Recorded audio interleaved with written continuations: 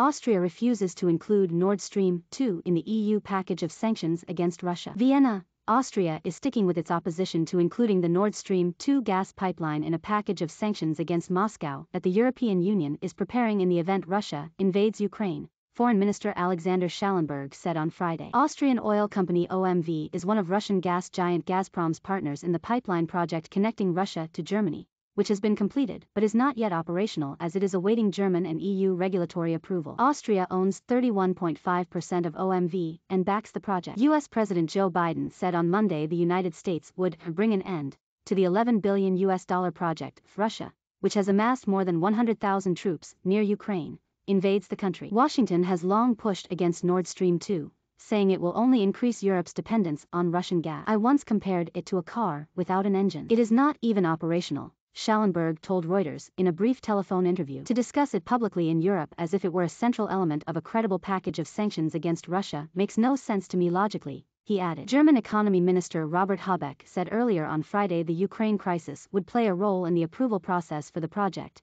and Schallenberg argued sanctions would not be necessary. It is unthinkable that the German authorities would grant the technical approval for operations if it comes to an act of military aggression, Schallenberg said. Austria would, however, support a consensus regarding sanctions on the project, he said, without elaborating. In addition to depending on Russia for 80% of its natural gas, Vienna has a vested interest in Russia's banking sector as the country is Austrian lender Raiffeisen Bank International's biggest market. Raiffeisen has a total exposure to Russia of €22.9 billion. The European Union says it is ready to impose massive economic sanctions on Russia if it invades Ukraine, but officials say that depends on complex negotiations among member states that are far from complete. Schallenberg said discussions were very advanced and nothing was ruled out, but he declined to provide detail. There was a strong consensus, he added. There is no question that if there is military aggression, there must be a clear, unified and strong response from the West, he said.